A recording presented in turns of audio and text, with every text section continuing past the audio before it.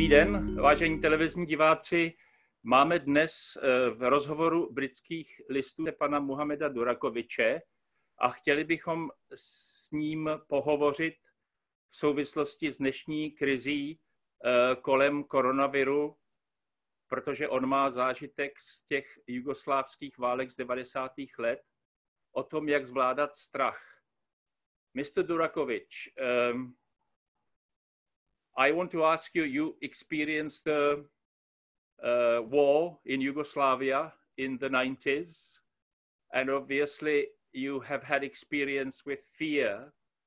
Can you first tell us briefly what provoked fear?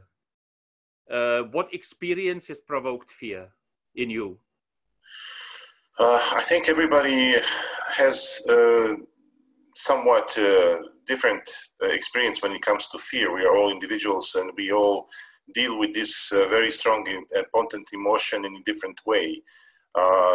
Basically, the fear that I felt during the wartime is it's a fear for biological survival, fear of losing a life or limb, fear of losing family members. What provoked it? Well, as you know, in the beginning of 1992, my little town where I grew up, called Srebrenica, was overrun by Serb paramilitary units, and that's when the executions, which led to ethnic cleansing and later on to genocide in Bosnia and Herzegovina, took place. So basically, I was a high school kid going to high school on a regular basis, and then one day we were faced with these armed groups of people who drove into the town and started shooting up the place. So it basically began overnight, and without, at least for me at that time, without any notice. So everybody became very terrified of what their prospects in the future will bring, but nobody, even in their worst nightmare, could imagine what would happen 3.5 years down the road. It is, in a way, it was a war situation, but in a way we are also in a war situation these days, and also we are in a we are in a situation where the situation is quite uncontrollable. And many people are seized by fear because, of course, nobody knows. I know that this pandemic affects mostly older people, but nevertheless, even young people have died. So we have all now been much more aware of our mortality and the realization that actually it may be that we will not see another day. So can you say what methods did you actually develop coping with this fear? Because obviously both your family and yourself were suddenly overnight threatened by the possibility of being killed. It has been a really long time ago, but I do remember very much searching for some sort of refuge in our community, and I think that's one of the first things that happen to people when they are faced with this kind of threat. Either could be a war, or it could be some sort of pandemic. People turn to each other, they turn to their community, they turn to their family members, and they try to find some sort of comfort in that kind of situation. What is really happening on some sort of psychological level is people go through some sort of tremendous change. It's almost like evolution takes a few steps back, and people start processing information in a very different manner, which could be a basic survival instinct, but also it could lead to some really poor decisions, which happens in every war. And I think that's what what my experience from that time is to be completely surprised by the sort of change in personality of certain individuals. Someone that you thought it's an ordinary person turns out to be a complete wreck, somebody who broke down mentally, couldn't deal with it, and someone who was just an ordinary man or woman turn out to be a person of great courage. So I think we all deal on some sort of personal level with that kind of fear. And one thing that definitely this kind of situation provokes is this feeling of losing control over your life. And I think many people's reactions during this time is trying to find some sort of answers in some sort of divinity. So you could see a lot of people who were, I grew up in some sort of socialist country where religion was not very much encouraged, and people were not encouraged to practice religion. You could see a lot of people trying to find comfort in their faith. So you would have actually said originally that, the spirit of community is something that helps very much, you think, that people in reaction to that danger started joining together or helping each other? Was that one of the most important things? Yes, I think on the individualistic level, when I was a student after the war, and when I was studying all these kind of, Maslow pyramids of needs, I found it very, very troubling for me, because in that kind of theory, you're always talking about your physical, the needs being firstly satisfied, need for food and water and everything else. But basically my experience is quite different. I think I would switch things around, meaning that, the second step, which is your safety and security, I think in reality is the first step. So the first thing that people are always looking for in life is their own personal safety and security. And then if that is provided, then they're looking for safety and security of their own community. And then the following step would be everything else. You're satisfying your physical, basically needs. So you see that in the communities in really difficult times, people will reach out to each other, provide some sort of comfort in that kind of community setting, and try to help each other and protect each other, is because by protecting each other as a group, they're actually also protecting themselves individually. That is interesting, but of course, in the current situation is very difficult, because how can an individual protect himself or his family or his old parents or whatever, unless, of course, you keep them in absolute quarantine, in absolute separation, which especially in families where that may live together with their old people, may be very difficult. But it is interesting that you're saying that you first have to have your own personal feeling of security, because before you can start reaching out and talking to other people. So how did you, in the early 90s, how did you actually manage to, what did you do to secure your own security or the security of your family before you started reaching out? Well,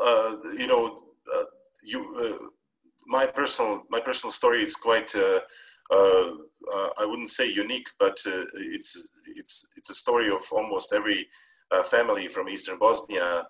My home and my house and everything else that we've had and we have kind of collected throughout the life, memories and everything that you needed was destroyed within like 1 or 2 days. Literally, my father's and my mother's property was gone. And we, after surviving that first wave of violence, when we have managed to return to our house, we found nothing there. So our first basic task was to try to find at least something that we can use to provide some sort of shelter for each other, and then place to where we could continue living, because life goes on, and then of course following that you search for everything else that you need in life: your food, your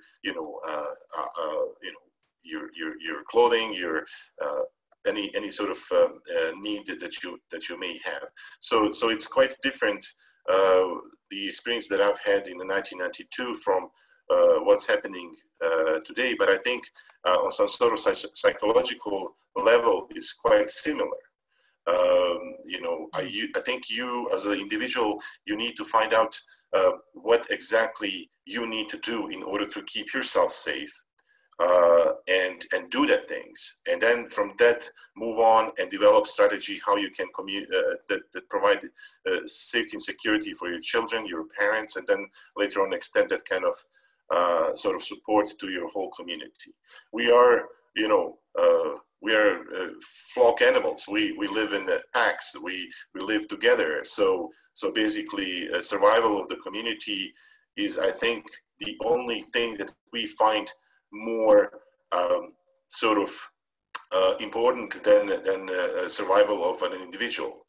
And this is why you would see very often in this kind of tragic moments, it doesn't matter if it's a natural disaster or war or some sort of pandemic, that there's some people who are ready to take extraordinary steps, even go as far as sacrificing their own life in order to sacrifice the lives of the community. I mean, it can be a nuclear disaster. It could be, we have, evidence from the history, all different kinds of behavior. People change their behavior in order to provide safety and security for their community. Can we go back a little bit to your personal experience? I know that it's a long time, but I mean, obviously you spoke at the beginning about the fact that it kind of happened overnight and suddenly you were faced with this absolute danger that actually your family or yourself could be killed. Individually, if you can remember, can you say how you coped, or what kind of methods, because this may be very important for people now, what methods you use to actually allay fear, to put down fear, to free yourself of fear, even though the situation was very difficult? I think one of the things that happened to me was that I was really able, and that's one of the reasons why I think I survived Srebrenica, is I was able to assess the situation and be very realistic about it, to not have, unfortunately to say, not have too much hope, because too much hope was not a good thing at that time. So you think that if people actually say, well, okay, so we may die tomorrow, so what?